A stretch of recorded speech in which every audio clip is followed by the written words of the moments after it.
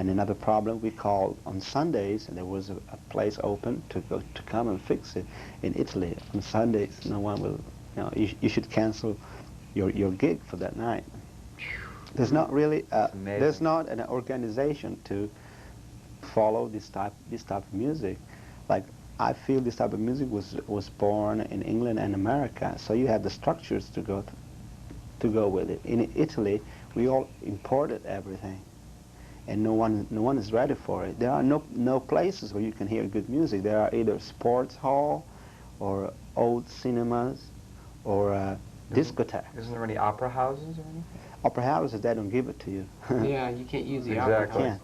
Right, because they don't want things to be broken. And Yeah, PFM tried to get into La Scala Theater, Yeah. because La Scala is half owned by the government, is run by the government. So they say if people pay taxes to get that theater, anybody should be able to use it, any artist.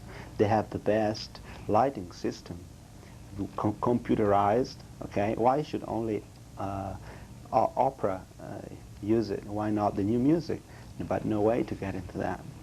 Because of its history of violence, the people who go there and vandalize. Right, but also because they think that it's going to spoil the whole thing. And it's like, like a beautiful flower that you can't touch.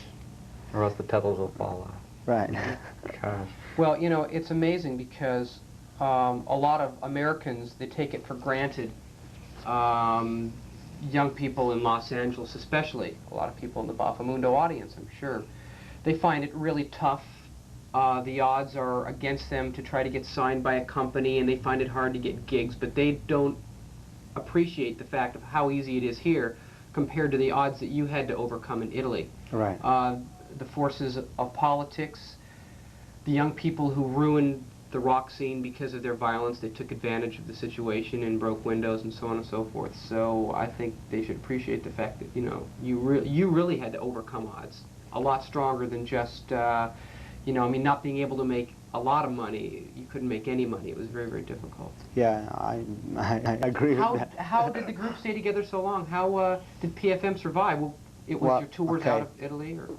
PFM survived, which is PFM is still together, Bravo. Because they took lessons from these English bands I was telling you about, their organization, the way to behave, the way to invest money.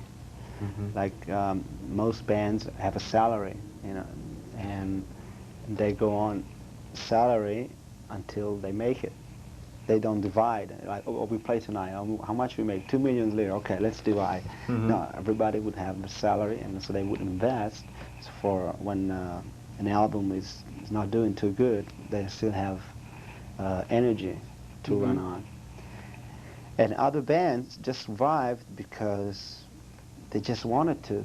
They thought they were going to do it. They thought the world was going to change, and all of a sudden, disco came out, and. Did progressive musicians, did they change to the disco style of music, or did they just stop playing? They kind of quit, and a whole new breed of musicians came out?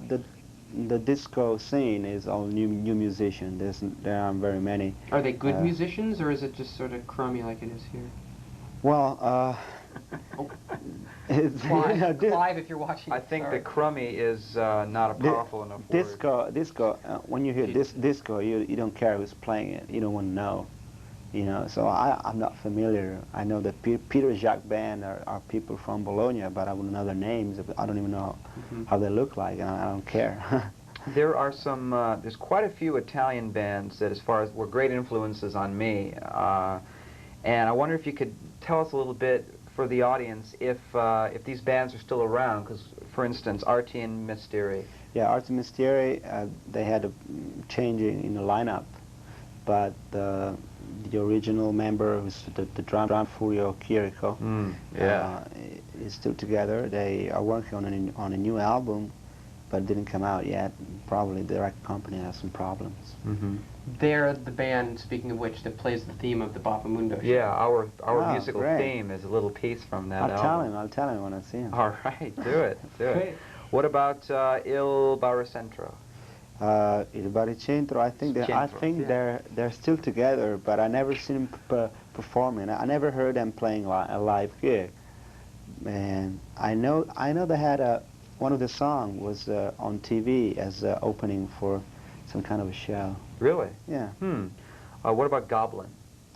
Goblin, I don't think they're anymore together. Some of the members went in other bands, and I wouldn't know exactly. How about, of course, Leorme still around? Yeah, Leorme, they are trying to have a comeback. They stopped for 2 years, and they got into very acoustic music. Right. They started violin and cello.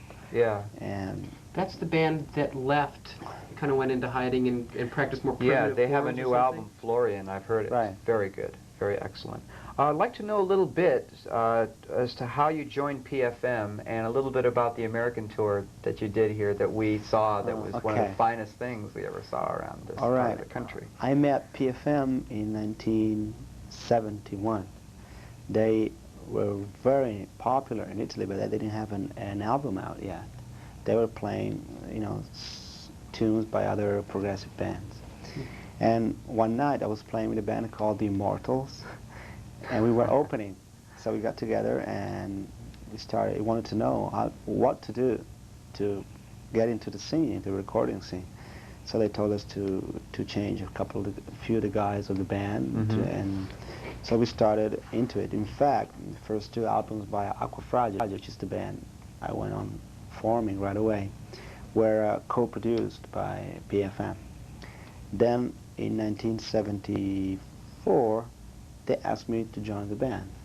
And by the time the Mass Media Stars album by Aquafragile just came out, and I really believed in that, and I really was strong for it. So I said, I want to think about it because I'm really involved in my band. And so they said, okay, don't bother, we're going to try to get somebody else. And so they did, but after 6 months they were not happy with this guy, and so they called me. Aquafragile was no more because we didn't have any work.